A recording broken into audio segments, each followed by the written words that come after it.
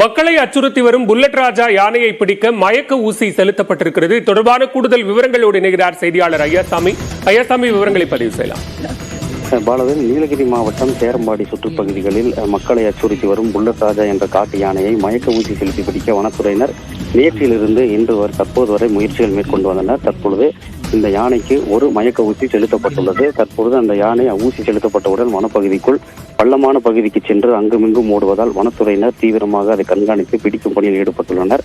குறிப்பாக இந்த யானைக்கு மயக்க ஊசி செலுத்தப்பட்டதால் எந்த நேரத்திலும் பிரதான சாலையை கடக்கும் என்பதால் இருபுறமும் வாகனங்கள் நிறுத்தப்பட்டுள்ளன. பொலப்பள்ளி ஐயங்கொல்லி சாலையில் வாகனங்கள் நிறுத்தப்பட்டுள்ளன.